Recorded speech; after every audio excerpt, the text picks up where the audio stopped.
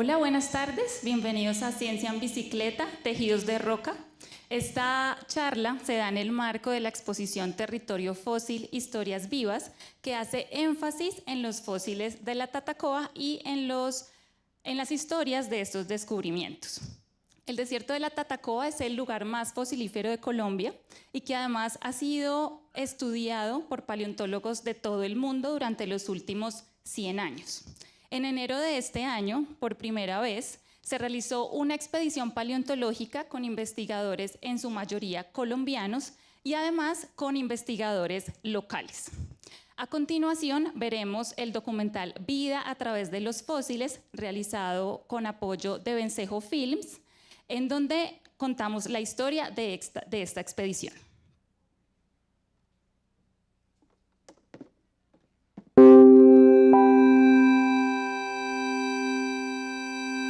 Somos un país con una historia geológica súper compleja y estudiar cómo han evolucionado las plantas, los animales, cómo ha cambiado la topografía, cómo han cambiado las montañas. Es una historia de cómo ha cambiado la diversidad a través del tiempo. Bueno, entonces estamos en el borde más norte de aquí, del desierto de la Tatacoa, un poquito más al norte de la Victoria. Y desde aquí estamos viendo el río Magdalena en nuestro costado occidental y hacia el oriente, allá donde está saliendo el sol, el extremo de lo que estamos llamando nuestra cuenca del Tatacoa. Bueno, nos encontramos en un lugar mágico, el desierto de la Tatacoa. Para mí significa muchísimo, pues es un referente de mi creación como amante de la paleontología, ¿no?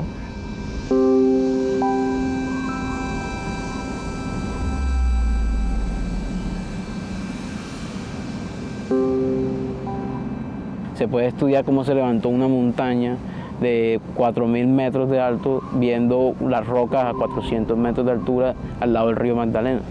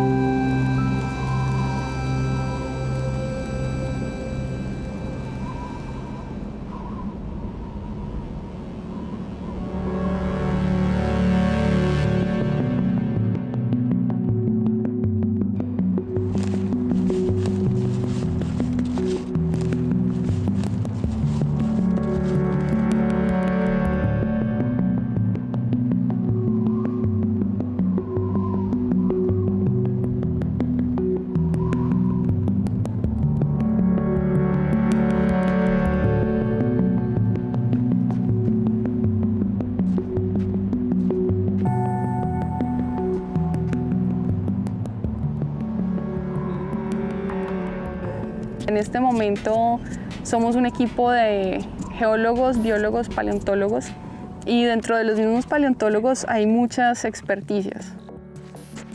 Estamos en una campaña paleontológica y geológica en la que estamos tratando de resolver todo el mapa geológico de la zona por la gran cantidad de fósiles que encontramos acá.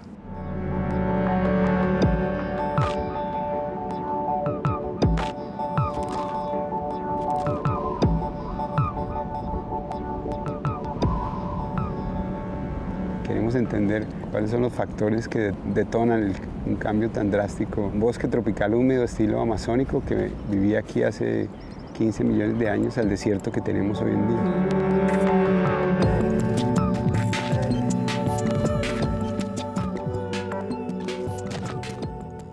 El eje central a esta expedición es la comunidad, porque es una expedición que surge a partir de ellos.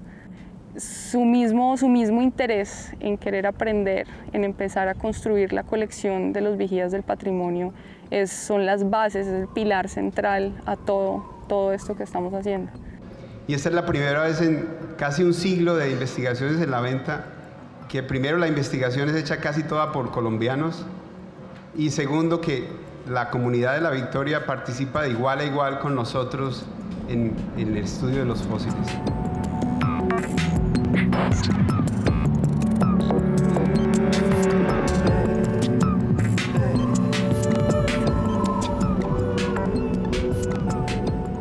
visitando las localidades que ellos han encontrado para tratar de entender un poco estos hallazgos que ellos han hecho en un contexto geológico. Los hallazgos que han hecho los vigías incluyen algunas cosas sorprendentes de las cuales no sabíamos o de las cuales nos faltaba información. Estamos encontrando los huesos del cuerpo que corresponden a un cráneo que encontró un señor que se llama Capitolino González en un área no muy lejos de acá de La Victoria, y fuimos al sitio y hemos descubierto la quijada, que está muy completa, todas las vértebras del cuello, una parte de las de la espalda, el hueso del hombro, y esperamos encontrar más.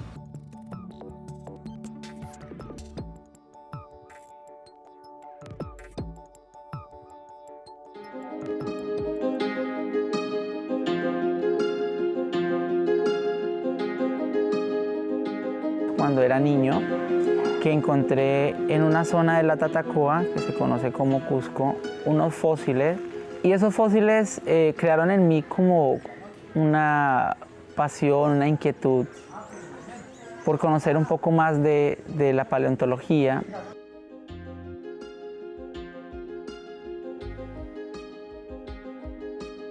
La comunidad espera mucho de lo que hacemos nosotros, de la misma forma que nosotros esperamos que ellos nos colaboren. Ellos también quieren tener algo de lo que nosotros estamos haciendo acá.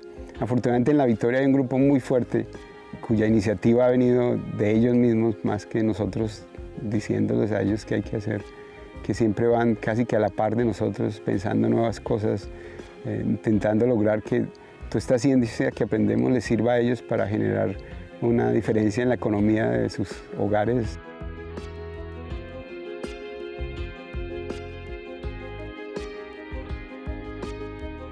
Logramos hacer que la paleontología viva en el municipio, que se esté haciendo investigación en la actualidad, y de una u otra manera se ha beneficiado mucho la comunidad en cuanto a los restaurantes, las tiendas, que el señor que sabe de guianza, que no sé, la señora que lava ropa, los hoteles, o sea, de una u otra manera muchas personas han beneficiado gracias a nuestro trabajo.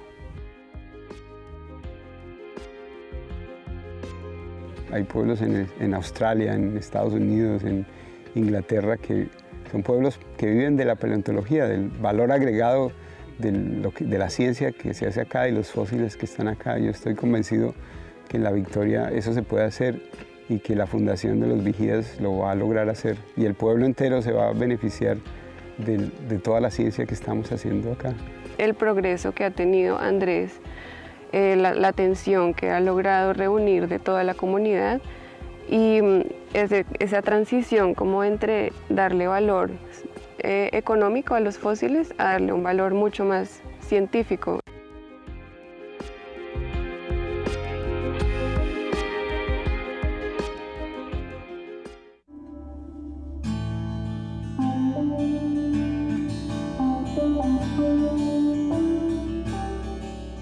Estamos divulgando, ¿sí?, y concientizando a la población y a todas las personas que nos visiten sobre la importancia de cuidar, de proteger y de conocer todo este patrimonio.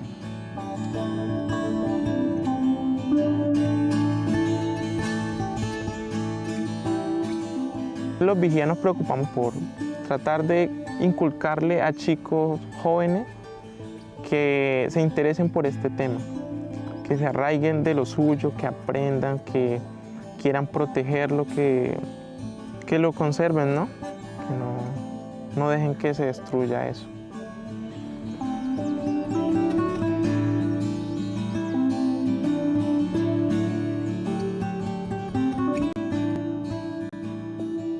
La Fundación de los Vigías ya tiene todo el equipo que se requiere para preparar los fósiles.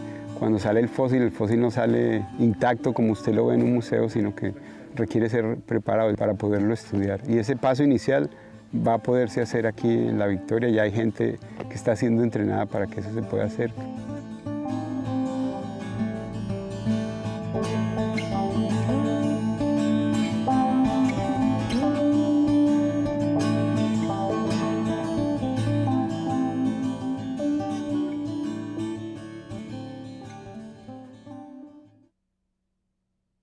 Para mí esta salida representa el bautizo científico de la Fundación de Vigías y la colección del Museo de Historia Natural.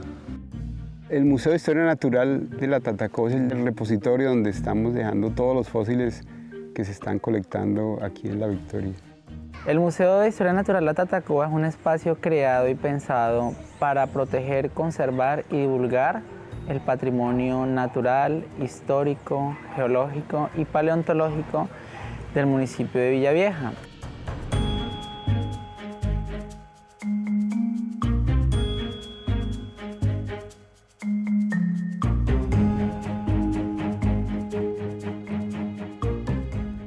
Contamos con algunos equipos para preparación, con algunas herramientas que son necesarias para hacer todo el proceso de extracción de los fósiles, ¿sí? y otros equipos.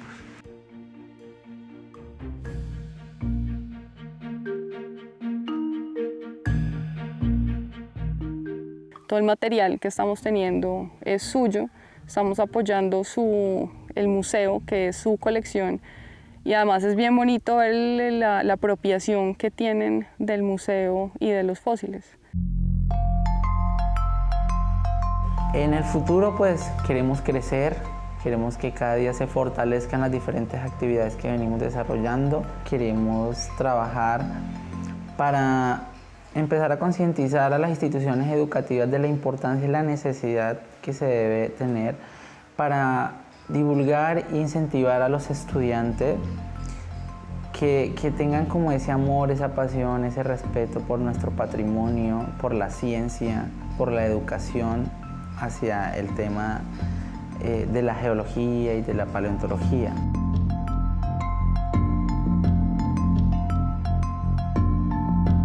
Si algún día queremos salir de su desarrollo, de vivir de exportar cosas y volverlas a comprar más caras y de resolver nuestros propios problemas, sin ciencia nunca lo podremos hacer. Y también un país que se precie de ser democrático no puede tener una sociedad que no tenga una buena educación, y una buena educación sin un componente científico no es una buena educación. Usted no puede tomar decisiones a la hora de votar si usted no entiende bien dónde está, quién es usted y para dónde quiere que el país vaya. Y sin una educación buena, sin una ciencia fuerte, muchos problemas no podremos resolverlos.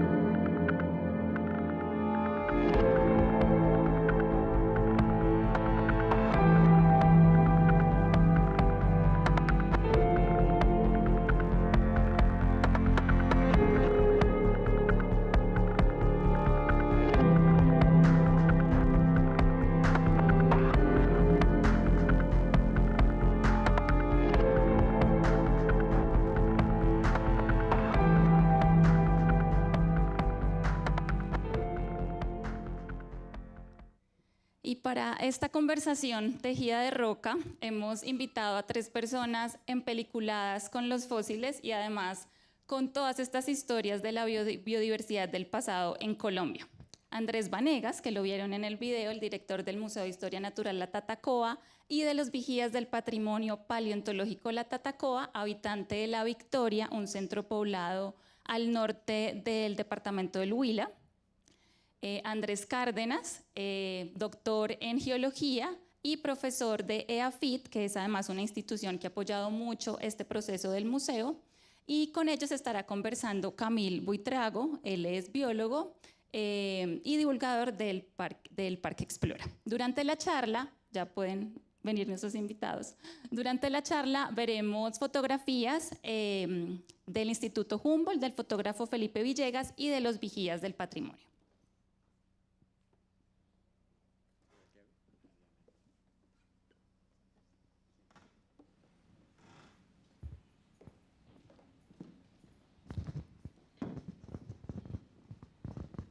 Buenas noches. Esta pieza audiovisual es bastante conmovedora, ¿cierto? Porque digamos que de algún modo refleja un trabajo de años que de una manera muy oculta se viene realizando en ese lugar tan bonito. Andrés me acaba de contar, bueno, son dos Andrés, Vanegas a mi derecha, nos acaba de contar que muchos vigías del patrimonio, más de 600 kilómetros en este momento nos están viendo por nuestras redes, entonces un saludo muy especial para ellos desde acá.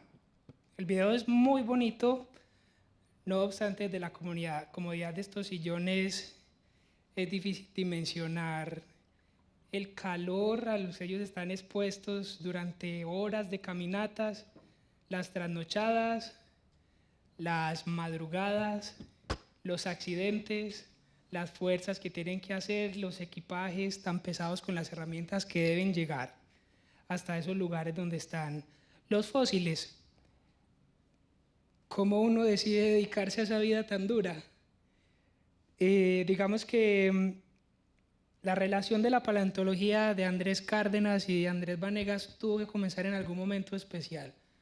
Una persona inspiradora, ese primer fósil que encontraron, un lugar especial.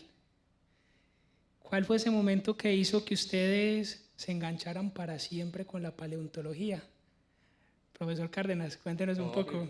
Primero Andrés, sí. Vanegas, cuéntanos. Bueno, inicialmente buenas tardes para todos. Agradecerle que nos estén acompañando el día de hoy. Bueno, todo esto inició cuando yo tenía 11 años. Tuve la oportunidad de ir a una salida de colegio a un lugar de la Tatacoa que se conoce como el Cusco. Es un lugar que es pues, de los más hermosos que tiene la Tatacoa. Y allí pues todos mis compañeros empezaron pues a caminar, a recorrer los laberintos. Y no sé por qué yo empecé como a mirar el piso, a mirar qué encontraba, y de repente me encontré una tenacita de un cangrejo. Lo extraño era que era como pesada, entonces me pareció muy curioso. Ya luego seguí caminando y encontré un diente de un diente extraño, ¿no? Un diente con un tipo de sierra, como una cegueta.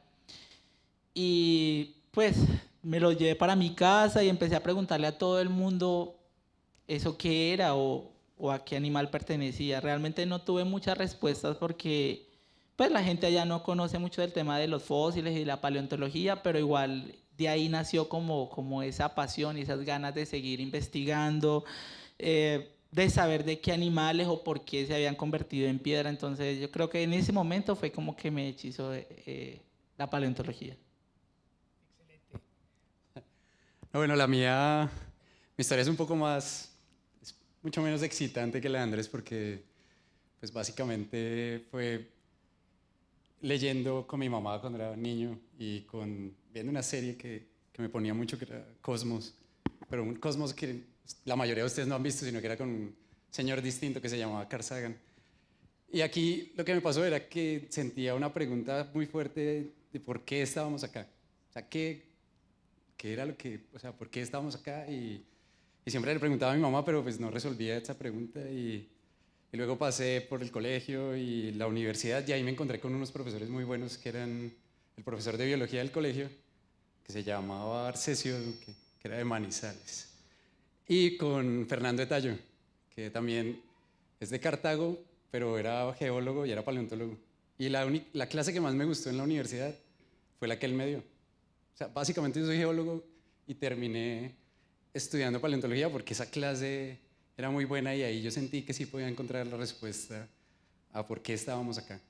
Y no pues yéndome a leer textos filosóficos de existencialistas y estas cosas, sino simplemente viendo rocas y viendo fósiles. Y después de eso conocí a un geólogo que también es paleontólogo que se llama Tomás Villamil. Y él era discípulo de Fernando Etayo y pues me enseñó que la paleontología era mucho más que sentarse a colectar un fósil y que el fósil decía muchísimas cosas acerca de tiempos que nosotros no podemos ver, que era básicamente como ir en una película hacia atrás y que pues con base en los fósiles se pueden hacer muchísimas cosas. Y la gente por lo general siempre piensa que es como coleccionar estampillas o coleccionar monedas, ¿no? Entonces usted tiene una colección de fósiles y va y se la muestra a otro y todos nos ponemos felices, pero básicamente los fósiles lo que nos están mostrando es cómo era la Tierra hace diferentes intervalos de millones de años. Básicamente desde 3.800 millones de años atrás hasta 10.000 años atrás, que es un intervalo de tiempo gigantesco. Y eso me excita. O sea, realmente ahí es cuando uno sabe por qué estamos acá. Pues la paleontología me ha mostrado por qué, si hay algún sentido, ¿no? Pues, entonces esos fósiles como ventanas hacia el pasado nos revelan una historia no siempre conocida, es más, casi siempre desconocida. Y acabamos de ver un vecindario donde Vanegas vive y donde se encuentra con esos atardeceres tan preciosos, pero hace 13 millones de años, 15 millones de años, era un poco distinto ese lugar, ¿cierto? Entonces, Vanegas, cuéntanos un poco cómo sería un día en el Mioceno, en la Tatacoa, hace 13 millones de años, ¿qué hubiéramos visto? La fauna, la flora, el clima, las montañas. ¿Cómo era ese lugar?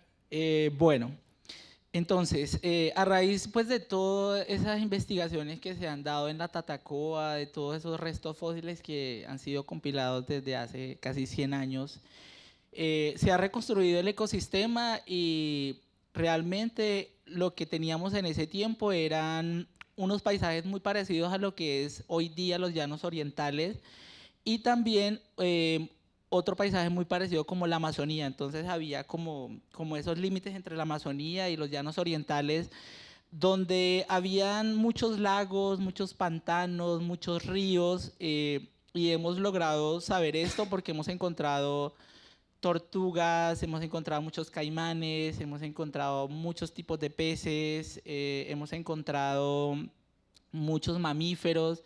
Entonces era un lugar muy diverso, pero al parecer tenía unas temperaturas mucho más altas que la Amazonía actual. Entonces eso le permitió a todos esos reptiles también desarrollarse tanto.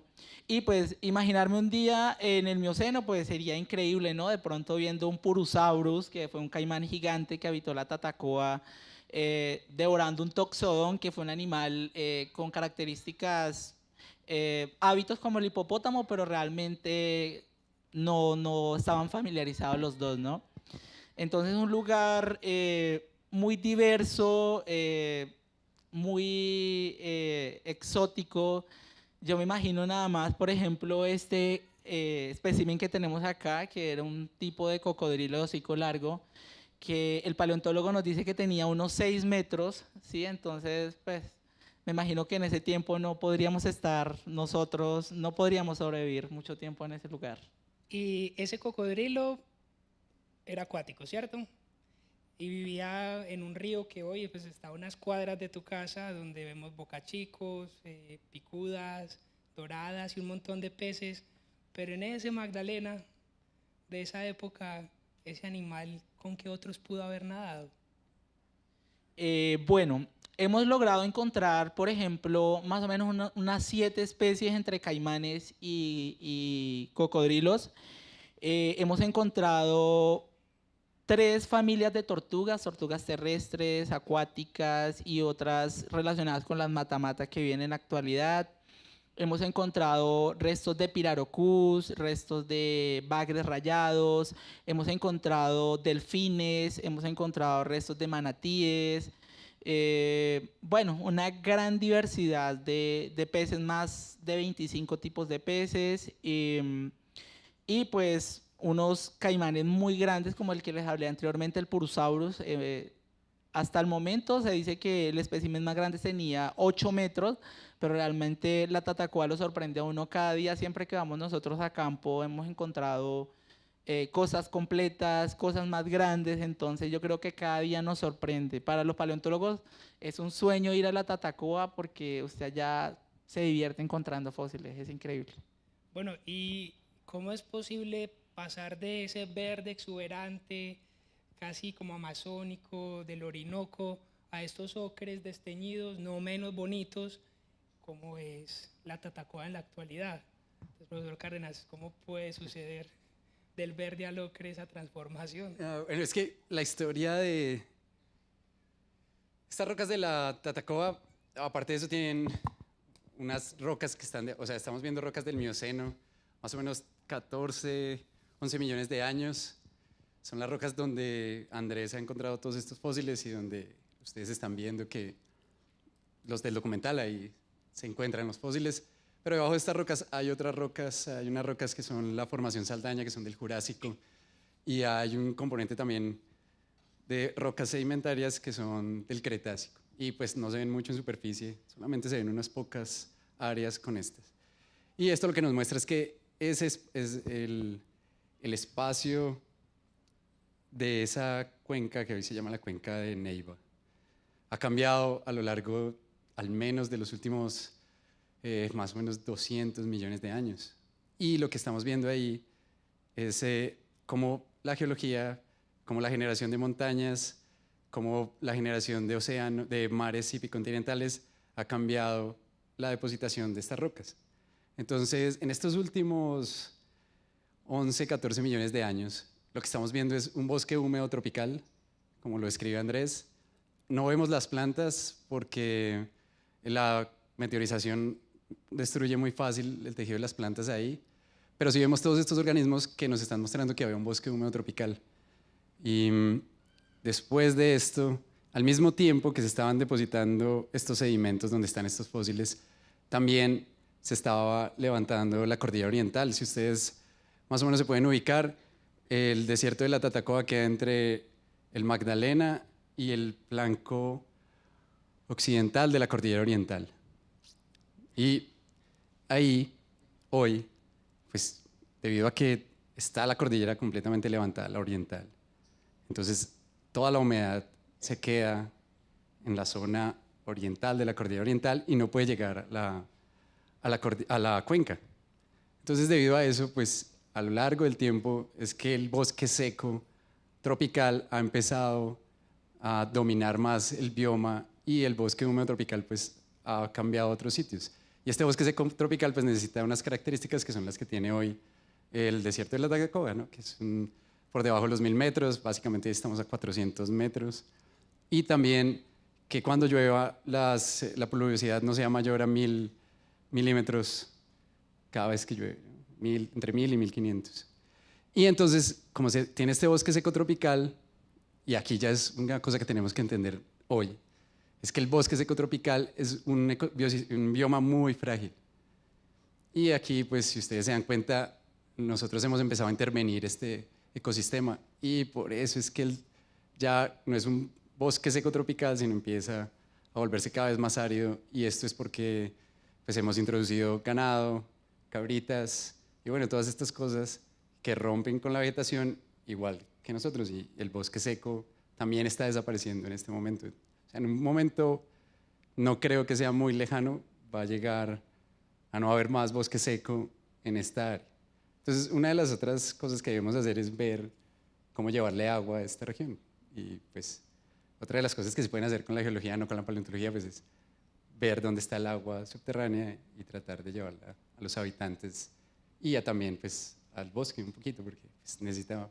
Entonces, digamos que en este caso, pues, una cordillera que se alza como una pared y no deja pasar esa humedad desde la Amazonía, nos explica un cambio climático abrupto, y con un poquito de ayuda de la desertificación por el uso de la tierra que hacemos los humanos, pues tenemos una Tatacoa, ¿cierto? Sí, pero hay algo también súper interesante ahí que nos hemos dado cuenta en este campo que fuimos cuando estábamos colaborando con Andrés, y es que o sea, las cordilleras no se levantan, no es un bloque continuo, sino tienen espacios donde no hay un bloque de piedra, sino pues vacíos. Y por estos vacíos también había un transporte en la época del Mioceno, del Cauca, de la cuenca del Cauca, hacia esta zona de la Tatacoa. Es decir, había un huequito como entre la cordillera central que dejaba pasar también agua desde el Cauca. Y esto también se puede ver porque cuando uno mira las rocas sedimentarias de ahí, ve que los drenajes iban en dirección sureste. Y eso es lo que ha medido una estudiante que bueno, ha trabajado conmigo en pregrado, y es bastante interesante esto. Bueno, y aparte de eso lo han visto otros, pero cada vez nos damos cuenta que había una conexión entre este Paleocauca con el Paleo Magdalena, que es bastante interesante. Entonces es muy emocionante uno ver cómo los ríos cambian de dirección, incluso los más grandes, cómo las montañas crecen, cómo cambia el clima, y en este caso pues se va develando como una historia a partir de unas líneas de evidencia que nos muestran un cambio climático, palabra de hecho que hoy en día está rotando mucho, ¿cierto? Porque pues en este caso obedece no solo a un proceso natural atmosférico, sino a un tipo de uso de los recursos naturales. Será, profesor Cárdenas, que la Tatacoa en el pasado, estos cambios que ustedes están estudiando, nos dan algunas luces de qué nos puede pasar en el futuro de seguir a este ritmo de explotación de los recursos naturales y de emisiones de gases de efecto invernadero. Bueno, pues esta fauna que está estudiando Andrés y que estamos estudiando, pues que están estudiando otros paleontólogos, pues yo soy paleontólogo, pero no de vertebrados terrestres, entonces pues, no es que esté muy relacionado ahí. Pero lo que nos está mostrando es un intervalo de tiempo de 14 a 11 millones de años. Y hace más o menos 17 millones de años hubo un calentamiento global muy fuerte que es el óptimo climático del Mioceno medio, del Mioceno, perdón. Y cuando ocurre esto, es un análogo, es el mejor análogo en el registro fósil que podemos ver del calentamiento global actual, porque la Tierra estaba pasando por un intervalo frío, es decir, había hielo en el Ártico y en el Antártico, y hubo, no sabemos todavía muy bien porque hubo una excursión de CO2 a la atmósfera y más o menos alcanzó entre 400 y 600 partes por millón. Y hoy nosotros tenemos un intervalo, vivimos en un intervalo frío. Nosotros, cuando esta especie apareció en la Tierra, había hielo en el Ártico, hielo en el Antártico, mucho más fuerte que hoy. Igual hoy sigue, pero si ustedes ven el nivel de CO2 en la atmósfera hoy es de 442 partes por millón. Y pues lo que nos indican las curvas que se han hecho acerca de esto es que va a llegar a 800 partes por millón en los próximos 100 años. Entonces, ¿por qué es importante ver la fauna que está en la Tatacoa y que está estudiando Andrés? Bueno, pues porque esta fauna estaba en un bosque húmedo tropical y ellos son la respuesta evolutiva de una fauna en el bosque húmedo tropical a un calentamiento global. Entonces, pues si los llegamos a entender muy bien, pues podremos también entender qué es lo que va a pasar. O bueno, qué pasaría si hubiera calentamiento global y nosotros no acabáramos con el bosque húmedo tropical. Pero el problema ahora es más grave porque pues, estamos acabando con el bosque seco y húmedo y aparte de eso estamos calentando el planeta. Entonces, todas las predicciones que hagamos con base en el registro fósil, pues son un poquito menos, o sea, las vemos un poquito más conservadoras de lo que realmente pueden llegar a ser hoy. Entonces, pues también lo que nos está mostrando ahí el registro fósil es que tenemos que encontrar soluciones al calentamiento global. Obviamente no es que no vamos a cerrar las petroleras de un día a otro, eso no va a pasar, pero sí nosotros podemos tomar una parte haciendo mejores las compras, no utilizando tanto plástico, si vamos a utilizar combustibles fósiles, utilizarlos lo menos posible y hacer un poco, utilizarlos de una manera mucho más racional a como lo hacemos ahora, que creo que es lo que nos está mostrando no solamente el registro fósil, sino pues también el registro biológico actual, ¿no? Entonces, de algún modo, uno alcanza a deducir el valor que tienen estas piedritas, como seguramente algunos les dirán a ustedes que hasta coleccionarán basura. Me han dicho que hacen los papás cuando están empezando con el tema de la paleontología, y usted para qué colecciona todo eso. Pero bueno, hay una historia que devela unos cambios en el planeta que nos explican por qué somos como somos y probablemente entender el futuro cómo puede llegar a ser. Entonces, digamos que los museos de historia natural, como el Museo de Historia Natural de la Tatacoa, cuentan historia, pero este museo de la Tatacoa no solo cuenta historias, sino que cuenta historias, y muchas de esas historias a veces son curiosas, insospechadas, graciosas, ¿cierto? Entonces, Andrés Vanegas es una máquina de anécdotas, Entonces, yo quisiera que por lo menos nos compartiera una anécdota relacionada con un fósil y lo que hay detrás del espécimen, no solo de la especie. Bueno, realmente lo que yo siempre trato de compartirles a las personas que nos visitan y con pues, los que me preguntan sobre este tema de la paleontología es que cada fósil tiene una anécdota y una historia muy particular que muchas veces uno cuando lo ve el fósil ahí en el museo uno no se imagina qué hay detrás de esto. Y realmente como nosotros iniciamos esto desde niño, yo lo inicié a los 11 años, mi hermano a los 8 años lo vinculé también a este tema de la paleontología. Entonces, pues nosotros iniciamos con herramientas que podíamos conseguir. Por ejemplo, mi mamá nos prestaba las cucharas, los cuchillos, con eso nosotros nos íbamos a buscar fósiles, llevábamos bolsitas de empaques de arroz donde empezábamos ahí a clasificar lo que íbamos encontrando. Esto lo iniciamos 3, al final eran 15 niños que se iban conmigo a los alrededores del pueblo a buscar fósiles y siempre llegábamos con cosas nuevas, cosas increíbles.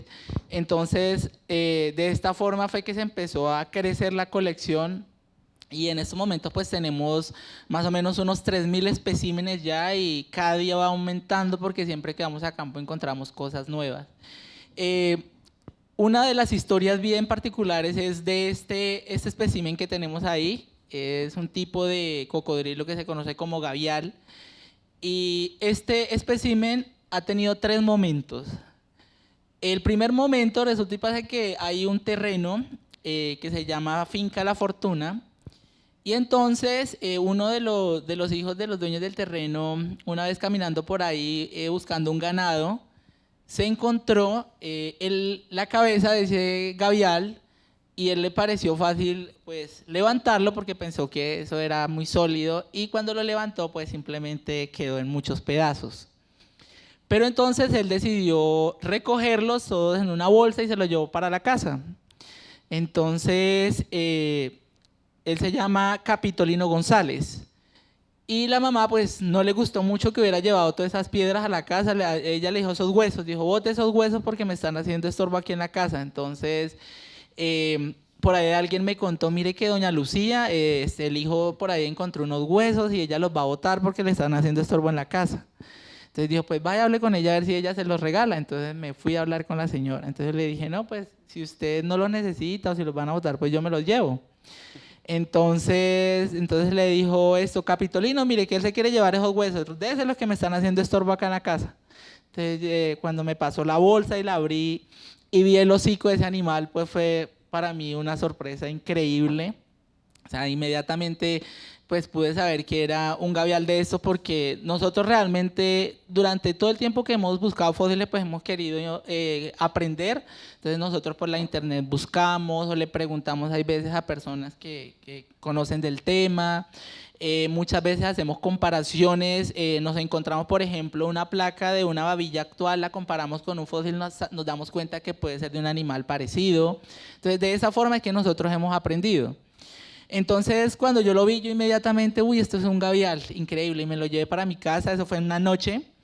Entonces yo llegué a la casa inmediatamente, pues quería verlo, armarlo, entonces lo saqué todo y me di cuenta que estaban casi todas las partes y mandé a mi mamá para que me consiguiera pegante de ese instantáneo y empecé a pegarlo, iba pegando hasta que me di cuenta que estaba toda la cabeza completa.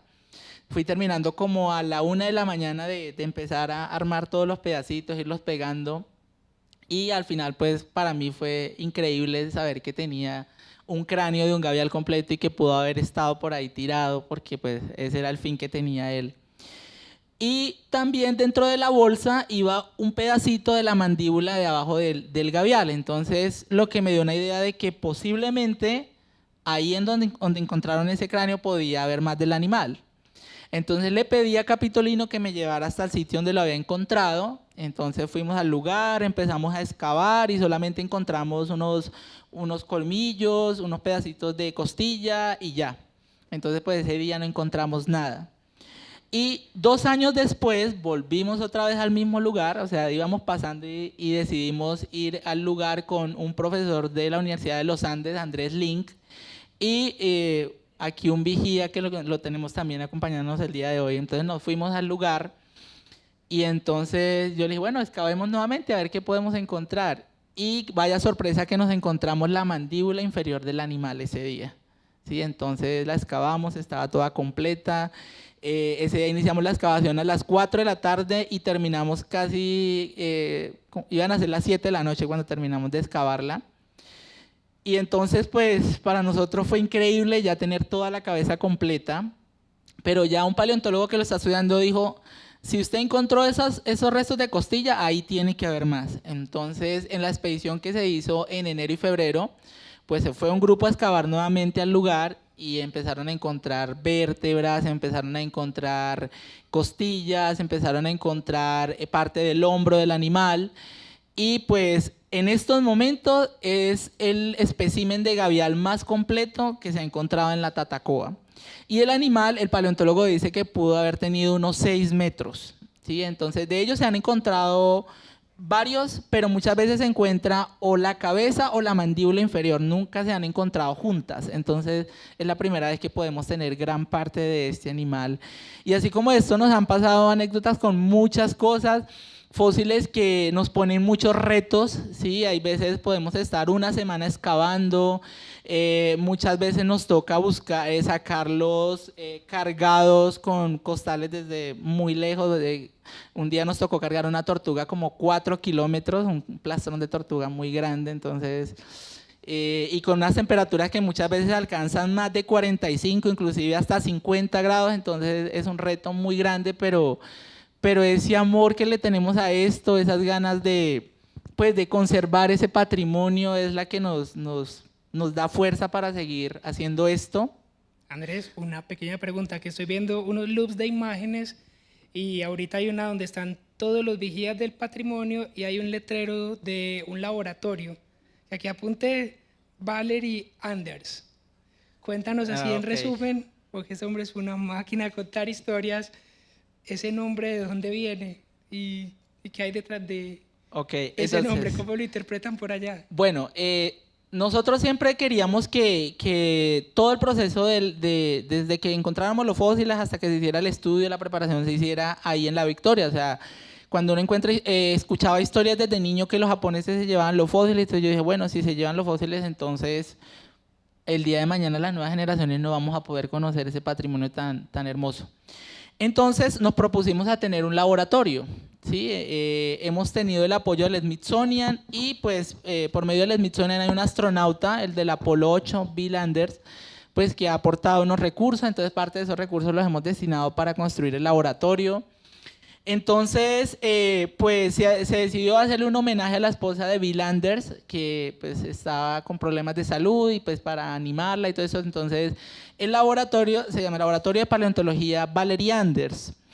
Y resulta y pasa que nosotros colocamos el letrero en la parte de afuera del museo. Ahorita estén pendientes que lo van a ver. Y muchas personas de la comunidad piensan que el museo se llama Laboratorio de Paleontología Andrés Vanegas, solamente que está escrito en inglés. Sí, o sea, ellos piensan que Valerie Anders es Andrés Vanegas, pero en inglés. Entonces lo asocian de esa forma. De ese tipo de historias. Sí, entonces, tipo nos puede llenar toda la noche. Entonces es muy curioso. Ay, su laboratorio lo llamó como usted, pero lo pusieron en inglés para que se viera más llamativo. Bueno, cocodrilos, peces, delfines, reptiles, troncos fosilizados. Pues digamos que esta es una localidad fosilífera única por el tiempo que representa y por la posición en la que está. Pero no, seguramente no es la única importante en Colombia. Entonces el profesor Cárdenas, que se ha dedicado a la docencia, a la investigación de la paleontología, de pronto nos pudiera contar otro lugar en Colombia que tenga una relevancia análoga a la Tatacoa. ¿Qué otro lugar tiene esos fósiles? Aquí en Colombia hay muchísimos. O sea, pues, el más carismático para mí es el de Cerrejón, y es porque ahí es la primera vez que encontramos los fósiles que muestran que el bosque húmedo tropical aparece en el mundo, que fue hace más o menos 56 millones de años. Y esa es una localidad fantástica. pues está la Tatacoa que...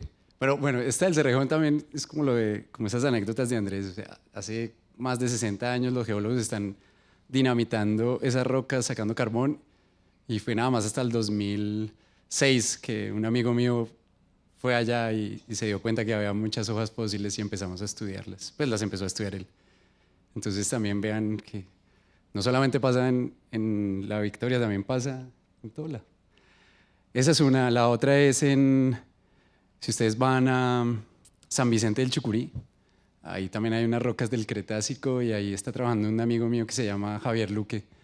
Y ahí hay unas paredes que están llenas de concreciones. Concreciones son unas, imagínense que son algo parecido a una esfera de roca que se genera porque porque hay materia orgánica o porque había algún elemento que está cementando la roca y se hace un núcleo y empieza a volverse más o menos esférico. Entonces, dentro de cada una de las concreciones que están ahí cerca de San Vicente de Chucurí, cuando uno la rompe encuentra una langosta fósil. Y estas son del Cretácico, más o menos 112 millones de años atrás. Y cerca de esta localidad, si ustedes, bueno, eso es en San Vicente del Chucurí, si usted se mueve un poquito, pues llega pues ya a Boyacá. Y ahí en Boyacá, también por la región de Pesca, también hay unas capas del Cretácico y ahí hay son unos cangrejos fósiles también que son espectaculares, que nos están mostrando cómo se generan las formas de los cangrejos desde hace 112 millones de años y cuál es el proceso evolutivo que ha hecho que haya una diversidad de cangrejos tan amplia hoy y también hace varios millones de años. Y si usted va a Villa Leyva, obviamente también encuentra muchos fósiles, que son ya todos estos reptiles marinos del Cretácico. Y las amonitas. Colombia es de los países que tiene el registro más completo de amonitas en el Cretácico, o sea, más o menos de 145 millones de años hasta 70 millones de años. Y ahí toda la cordillera oriental está aflorando o sea, está en la superficie y ahí si usted pica siempre encuentra amonitas. Y si usted va a Villa de Leyva, si alguno de ustedes puede ir a Villa de Leyva, se sienta en la plaza de Villa de Leyva y ve las amonitas en el piso, o las ven en las casas de la gente, las ven en las paredes, al igual que si va a Barichara o a San Gil también pasa lo mismo. Entonces, otro lugar que también es interesante es en la Guajira, en la Alta Guajira, que también son rocas del Mioceno, pero ahí ya son invertebrados marinos, lo que hemos encontrado, y también mamíferos marinos, como ballenas y delfines. Entonces, si usted se da cuenta, Colombia es un país que tiene una historia geológica muy interesante, que hasta el momento no la hemos podido contar muy bien porque hay muy poca gente como Andrés que se apasiona por los fósiles, y también, aparte de eso, de esa poca gente como Andrés, había muy poca gente que estudiaba paleontología formalmente. Y pues básicamente en los últimos años, con la aparición pues, si ustedes ven en este documental, es un señor que se llama Carlos Jaramillo. Entonces él, básicamente, hemos trabajado como 80 personas con él desde el 2006 hasta ahora, y de esos, básicamente, unos 20 se han vuelto paleontólogos, pues han ido a hacer doctorado y eso, y estas personas pues están volviendo al país y están encontrando estas cosas que son muy interesantes, porque antes la capacidad de paleontólogos en Colombia era muy poca y por eso nadie casi estudiaba estos fósiles. Estos fósiles que está estudiando ahora Andrés, que llevan muchos años, cientos de años, la gente ya sabía que en la Tatacoa había muchos fósiles, pues se fueron estudiados por paleontólogos ingleses, alemanes, japoneses, como está diciendo él, y hasta ahora las primeras publicaciones formales con base en estos fósiles han salido en los 2 años anteriores, este año, y pues esperamos que empiecen a salir nuevamente, pero como eran internacionales, pues simplemente venían un tiempo y se iban, publicaban y pues quedaban en inglés y nadie sabía. Pues gente que no estaba metida en la paleontología no leía estos artículos porque no interesa mucho, pero pues ahora que hay más paleontólogos espero que que haya mucha más divulgación por parte de nosotros hacia ustedes y que se den cuenta que Colombia es un país tan importante en paleontología o en geología como son Alemania o Estados Unidos.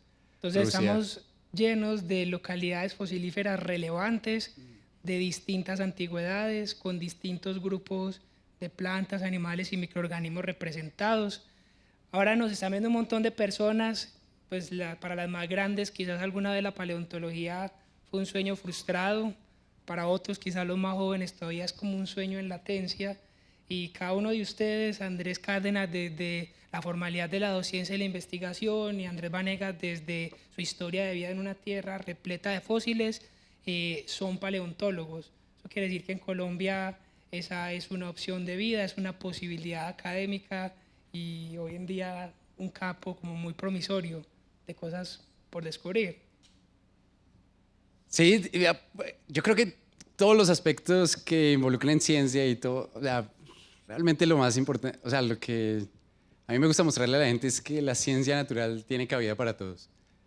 Y no solamente la paleontología, la biología, la geología, y son cosas extremadamente interesantes las que puede uno llegar a entender ahí. Y pues ahora yo sé que tenemos un momento en que todo el mundo quiere como monetizar las cosas, ¿no? ¿De qué voy a vivir? No, pues yo estudio esto y ¿de qué voy a vivir? Bueno, pues bueno, en mi caso no, bueno, yo no soy como el multimillonario ni nada de esto, y pues, si ustedes van a mi casa no tengo nada, pero si usted se da cuenta, si usted hace lo que le gusta y lo hace con mucha pasión, pues puede llegar a vivir de eso y puede disfrutar su vida. Es más importante, o sea, lo más importante yo creo que es eso, llegar uno a ser feliz con lo que hace. Y yo creo que Colombia es un país que merece tener muchos científicos que estén enfocados en las ciencias naturales, porque como ustedes lo ven, biológicamente es extremadamente rico y pues la geología también es bastante diferente a la de otros países, porque Colombia está en el norte de Sudamérica y la configuración de la cadena de los Andes es distinta en la parte norte de Sudamérica a la parte centro y sur. Y esto hace que Colombia tenga una idiosincrasia geológica que no tienen otros países y que nos pueden llegar a mostrar aspectos geológicos extremadamente relevantes que aún no hemos estudiado. Entonces, sí, yo creo que hay una gran cabida para la geología y la paleontología. Me llama la atención algo que dijiste, y es que, bueno, en la Tatacoa se encuentran principalmente unos vertebrados bien grandotes, como nos cuenta también Vanegas. Nos contaste que tú no te dedicabas a ese tipo de fósiles, ¿cierto? No. Entonces, digamos que esas mandíbulas gigantes, esa titanova enorme, los dinosaurios, pues a veces no hay que hacerle free press porque ya ellos mismos están súper consolidados. Pero digamos que hay unos fósiles menos carismáticos y sobre todo invisibles porque son microscópicos. Entonces yo quisiera que nos contaras un poco cuáles son los fósiles que usted estudia, que no son de este tipo gigante, no es una mandíbula, no es una huella, no es una hoja. ¿Qué es lo que usted estudia, Andrés? Bueno, pues es que ya no sé ni qué estudio, pero bueno, al principio de mi carrera, cuando empecé el doctorado, yo trabajé mucho con unos organismos que se llaman foraminíferos planctónicos, y estos foraminíferos planctónicos son organismos unicelulares que viven en los océanos abiertos, y son bastante interesantes porque más o menos desde hace 170 millones de años aparecen y hoy siguen en la Tierra, y todos los días estos organismos mueren y caen sobre el fondo del océano. Entonces, cuando usted va y toma muestras del fondo del océano, está el registro completo de estos organismos. Entonces, uno pues con estos organismos uno puede entender el proceso evolutivo, y algo que a mí me interesa mucho es qué tan rápido es este proceso evolutivo.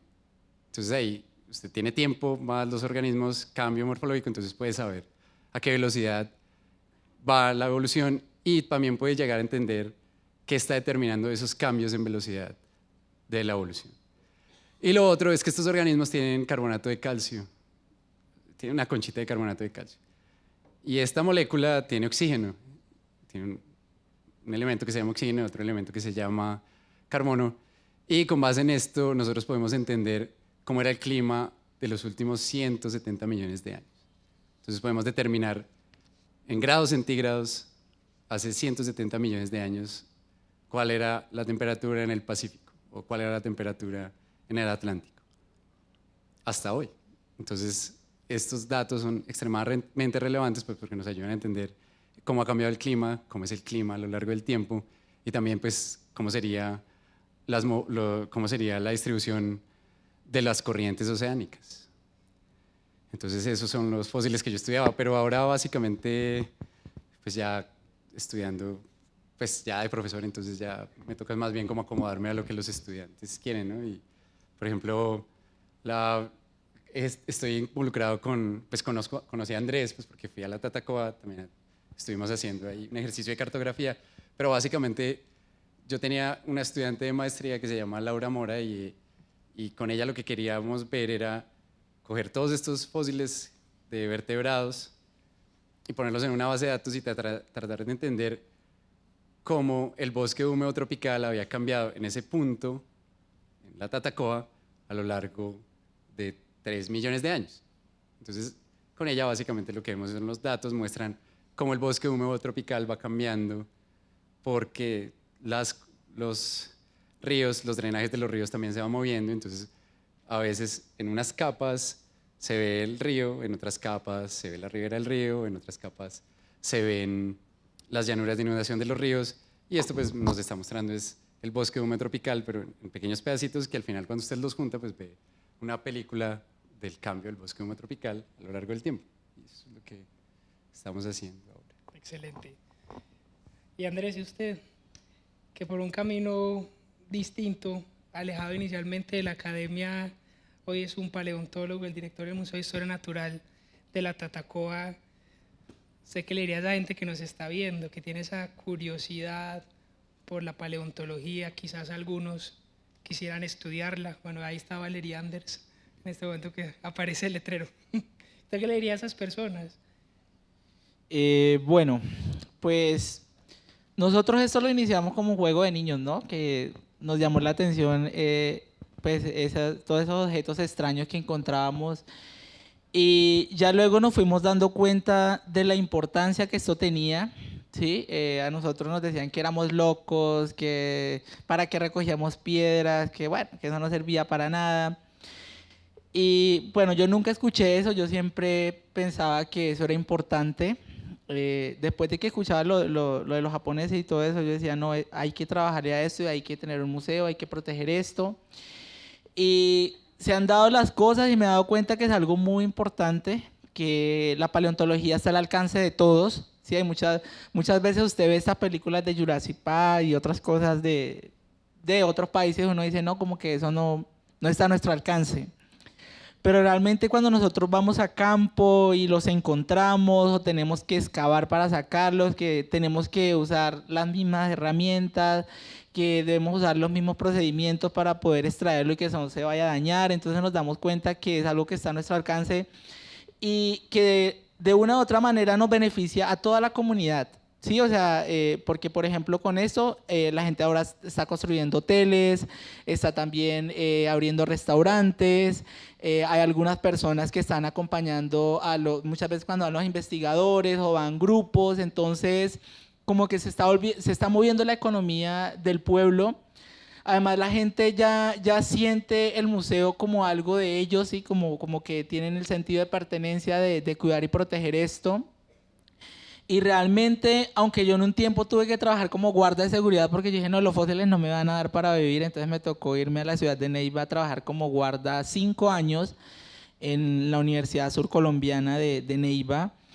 Al final, pues, digamos, logré que nos escucharan, logré que personas se interesaran, me di cuenta que esto sí es muy importante y en estos momentos, pues, digamos, con todo lo que hemos hecho, todo lo que hemos aprendido, pues estoy viviendo del tema de la paleontología y yo creo que de aquí en adelante vamos a abrir muchos espacios para todas estas personas que estén interesadas en aprender y en trabajar en esto porque tenemos un potencial grandísimo, o sea, cada día encontramos cosas nuevas, cosas diferentes y realmente necesitamos personas que les guste, que se apasionen y que abran esos espacios para pues para que la paleontología en nuestro país cada día se fortalezca. Excelente, Andrés. Entonces, tú pues eres como un ejemplo de una historia de vida asociada a los fósiles, pues muy bonita, pasar de cucharas a GPS, pasar de cajitas de bocadillo a tener visitas y expediciones de paleontólogos de todo el mundo y ojalá, qué bueno ahorita, como estamos viendo, de Colombia. Pues tienes un auditorio en diciembre lleno de gente que te quiere escuchar, a 600 kilómetros tienes tus vecinos que te están siguiendo, tienes una exposición preciosa que desde el próximo sábado pueden todos visitar en el segundo piso del planetario, tienes eco en los medios. ¿Usted qué siente de ver ese sueño hecho realidad? Pues realmente para mí esto es como un sueño, pero es algo que yo me propuse. O sea, yo dije, tenemos que lograr tener nuestro museo, tenemos que lograr reactivar la paleontología en la Tatacoa, tenemos que lograr hacer que muchas personas nos visiten, que se proteja esto para las nuevas generaciones, que todos tengamos la oportunidad de disfrutar de esto. Siempre estuve positivo a pesar de los obstáculos, a pesar de que no nos prestaban atención, tocaba puertas en todos los entes gubernamentales. Siempre la respuesta de ellos es no hay plata para eso. A pesar de todo lo difícil que fue seguir con esto, pero nunca lo abandonamos y en estos momentos pues me siento feliz de haber logrado muchas cosas, como por ejemplo tener una colección, la cual va a servir para que muchas personas, no solo de acá de nuestro país, sino de otros países, puedan hacer investigación, poder haber logrado tener un espacio para divulgar esto que nosotros hemos encontrado. Es para mí también algo muy satisfactorio. Por ejemplo, una experiencia que tenemos ahora, hace mucho tiempo me encontré con un paleontólogo una tortuga muy pequeña y bueno, nosotros la recogimos y yo vi algo extraño en esa tortuga y era que yo no le veía las placas neurales que comúnmente uno encontraba en todas las tortugas. Entonces yo dije, oiga, esta tortuguita está bien extraña. Entonces seguí excavando y luego encontré parte de los brazos de la tortuga, encontré la parte del plastrón de la tortuga y bueno, y nos los llevamos.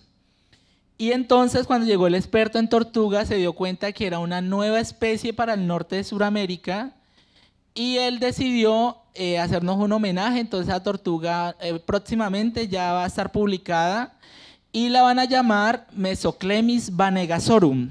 Entonces va a llevar nuestro apellido y es algo muy chévere también saber que esta tortuga es el ancestro de la carranchina actual y que en este momento esa tortuga carranchina pues está en peligro de desaparecer y eso también me hace pensar muchas cosas y es lo que yo siempre le transmito a los jóvenes y a todos los niños con los que nosotros trabajamos, cómo esos animalitos durante millones de años han logrado sobrevivir en nuestro planeta y muchas veces por nuestras malas acciones algunos están a punto de desaparecer. Entonces ese mensaje que siempre le transmito de la protección a nuestro medio ambiente, entonces eso es una de las grandes enseñanzas que me ha dejado estar en medio de la paleontología. Excelente, muchísimas gracias. Yo creo que muchos de ustedes tendrán preguntas para hacerles a nuestros invitados. Entonces... Antes de eso, yo creo que, o sea, la historia de Andrés es bastante interesante, pero muestra algo que básicamente deberíamos todos tener y es curiosidad por todo. Y es eso que acaba de decir, ¿no? Que siguió excavando y excavando hasta que encontró. Y estas cosas que ustedes están viendo, casi la mayoría de personas que están acá son muy jóvenes. Y lo que estaba diciendo ahora Luis Camil, del calentamiento global, y aparte de eso, de muchos otros problemas que tiene el mundo actual. Básicamente, si usted no es curioso, no los va a poder resolver. Y nuestra especie, hoy somos tantos, y tenemos computadores, y tenemos celulares, y tenemos todas estas cosas, es gracias a la curiosidad. Y creo que la historia de Andrés, en lo que más me impacta a mí es eso, ¿no? Que uno no tiene que perder la curiosidad. Y es algo que uno nace con eso y la va perdiendo a lo largo del tiempo, pero pues Andrés no la perdió. Y pues yo esperaría que la gran mayoría de personas especialmente las que están entre los 20 y los 10 años, no la pierdan y sigan estos pasos de curiosidad y sigan preguntándose por qué suceden las cosas, por qué funcionan, por qué no funcionan, y pues traten de resolver estas preguntas que son tan importantes, ¿no? Excelente. Entonces vamos a pasar ahí a un instante de preguntas. Luz, por aquí adelante. Y les vamos a pedir el favor que se pongan de pie al hacer la pregunta.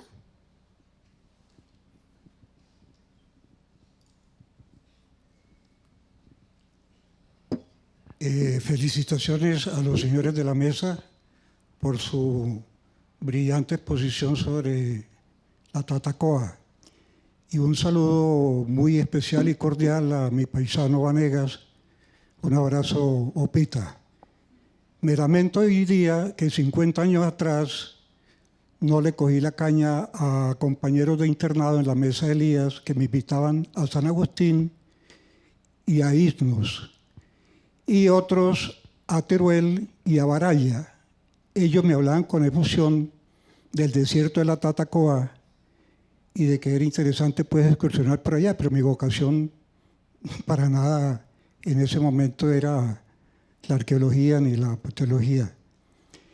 Una inquietud, doctor. Yo veo que simplemente se anunció ahí el sitio de La Victoria, el pueblo. Sí, el centro poblado de La Victoria, que está al norte de la Tatacoa. Correcto. Es que la Tatacoa se ha hecho tan importante que ya se identifica por sí misma, pero ahora mismo me asalta la duda si es jurisdicción de Neiva, de Baraya, de Teruel, en primer lugar, para que usted nos aclare eso. En segundo lugar, me interesaría saber más o menos la extensión del desierto en sí y qué área hasta ahora pues está explorada. Ahora entiendo de que esas exploraciones son superficiales. No sé si a qué profundidad hayan llegado y si hay algún control, a más de ustedes los vigías, pues entiendo que en pequeña parte del territorio hay algún control gubernamental, no sé, de los institutos que corresponda, sobre exploraciones o las hacen a libre albedrío. Muchas gracias. Bueno, entonces, el área de la Tatacoa, pues más o menos se tiene un estimado que son unos 370 kilómetros cuadrados. Y corresponden gran parte al municipio de Villavieja. ¿Sí? Entonces nosotros somos un centro poblado del municipio que está la parte norte que hace límites con el departamento del Tolima. Pero también hay una parte de la Tatacoa que está dentro del municipio de Baraya y el municipio de Tello. Esos son los tres municipios en los que se encuentra el área que se conoce como desierto de la Tatacoa. En cuanto a las exploraciones, realmente, aunque hace casi 100 años que se ha explorado el área, hemos encontrado zonas nuevas donde nunca se había, los investigadores nunca habían tenido la posibilidad de ir a buscar fósiles. Y nosotros, bueno, yo desde los 11 años conozco la zona, pero yo creo que han dado un poquito más de la mitad de la zona. Todavía no la conozco totalmente. ¿Sí? Hay muchos sitios que para nosotros nuevos, y en enero y febrero que se hizo esta gran expedición, pues logramos encontrar también zonas con yacimientos que están realmente ahí frescos y bueno, en cuanto a lo de qué autoridad, allá está la CAM, que es la Corporación Autónoma Regional. Desafortunadamente los controles son mínimos, allá van muchas personas y se encuentran los fósiles por ahí, simplemente se los llevan porque no hay un control, ¿sí? Además de que es muy fácil encontrar fósiles, desde que llueva empiezan a salir, y hay lugares que nosotros conocemos donde hay tantos que usted no haya que recoger, o sea, hay una gran cantidad de estos. En estos momentos el Servicio Geológico Colombiano es la institución que está a cargo de los temas de patrimonio paleontológico y geológico, y hasta ahora se están organizando con esa nueva normativa que salió el año pasado. Entonces hasta ahora están empezando a hacer divulgación de la norma y empezando a hacer controles sobre el manejo de este tipo de patrimonios. Doctor, perdón, se me escapó. Y en cuanto a restos humanos, ¿qué han encontrado? ¿Nada? Bueno, realmente en la zona lo que se han encontrado son algunos yacimientos arqueológicos. Allá vivieron 4 tribus, y entonces nosotros muchas veces cuando vamos a campo encontramos líticos, cerámicas, algunos restos óseos, pero no son tan antiguos, o sea, no son fósiles, o no hemos encontrado algunas criaturas de estas asociadas a restos humanos.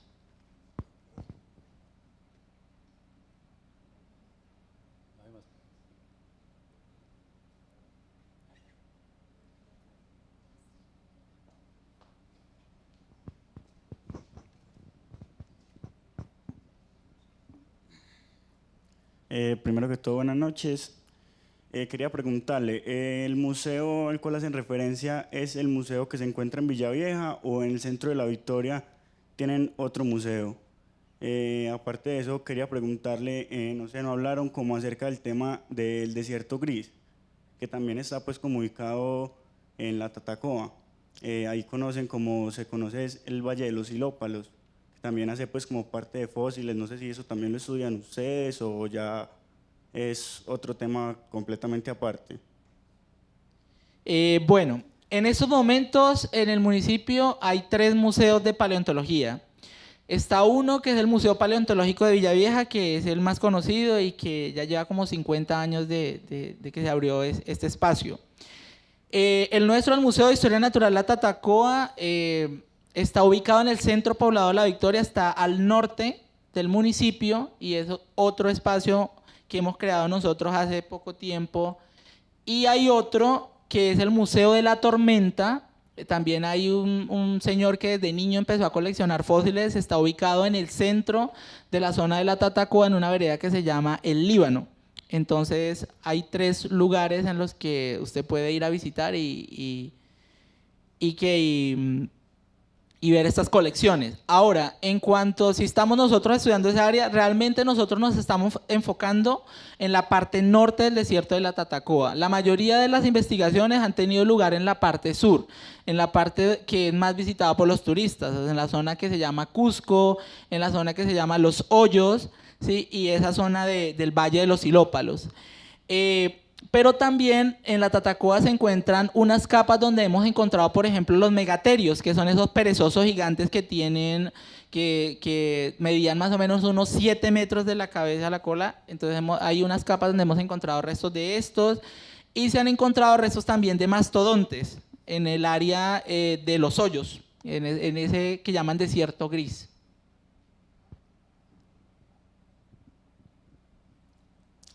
Y como tal, la vía de Aipe a La Victoria está en buenas condiciones, o todavía toca ir primero hasta Villavieja, Neiva, Villavieja y subir a La Victoria.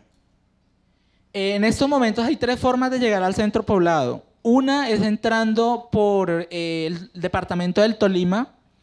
Usted cruza un túnel, luego un puente sobre el río Magdalena, que era antiguamente la vía del ferrocarril, y por ahí llega a La Victoria. Y hace poco tiempo también pusieron en funcionamiento un ferry sobre el río Magdalena, y entonces por ahí también se puede acceder fácilmente a La Victoria, o la vía que comunica del municipio de Villavieja a La Victoria.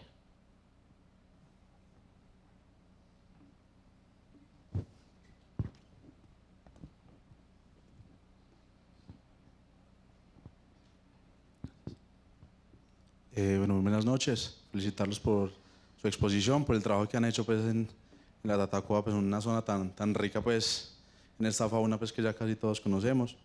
Y quiero preguntarle por pues, un mamífero que en particular, yo soy geólogo de la Universidad de Caldas, y me intriga mucho un mamífero que se han encontrado pues, allí, que es el gliptodonte, y veo que pues, en la exposición pues, no, ni siquiera lo mencionaron, sabiendo que es un mamífero pues, de los más grandes encontrados en Colombia pues, y en el mundo. Entonces no sé si nos puede contar un poco sobre él, la zona, no sé, un poco sobre este gran mamífero que tuvimos la fortuna de que fuera fósil pues, en Colombia. Bueno, en cuanto a los gliptodontes, realmente nosotros desde que iniciamos hemos encontrado 4 especímenes completos y hemos encontrado muchos restos de este tipo de animales. A diferencia de lo que muchas personas piensan cuando escuchan el gliptodonte, o sea, la mayoría de gente de una vez se hace una imagen, ese gliptodonte gigante que se han encontrado en Argentina, bueno, en Colombia también han encontrado restos, pero muy pocos de ese tipo. Los de la Tatacoa no eran tan gigantes, ¿sí? Porque los gliptodontes pampeanos tenían más o menos 3 metros de largo y de alto eran como 2 metros. El de la Tatacoa era más pequeño. El de la Tatacoa tenía más o menos de largo como 1,60 m y de alto más o menos yo creo que sería como así de alto, como 90 centímetros. Entonces hemos encontrado en estos momentos 3 especies de gliptodontes y ahí en la exposición que vamos a tener en el planetario tenemos una cola de uno de esos que es la más grande que se ha encontrado hasta el momento, de un espécimen que lo bautizaron como Boreostema gigantea, justamente eso. En la Universidad de Caldas tienen un espécimen que es el gliptodonte más completo encontrado en la Tatacoa, que es el Boreostema acoste. Ese lo tienen allá, pero entonces no eran tan grandes, eran unas especies medianas. Andrés, ¿y alguna vez te han ofrecido dinero por algún gliptodonte? Bueno, sí, realmente hay personas que se enamoran de algunos fósiles. Por ejemplo, una vez encontramos una mano de un gliptodonte, parecía un aspecto como si fuera de un extraterrestre. Entonces un señor que llegó una vez allá al pueblo a vender mercancía y se enamoró de ella porque ese día nosotros teníamos una exposición para unos estudiantes y él la vio y se enamoró de ella y que cuánto me la vende, que véndamela, que esto. Yo, no, eso tiene un valor histórico, científico, pero nunca comercial.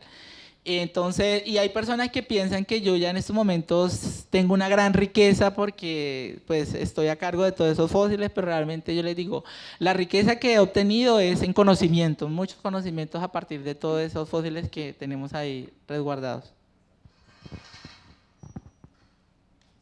¿Alguien más tiene alguna pregunta?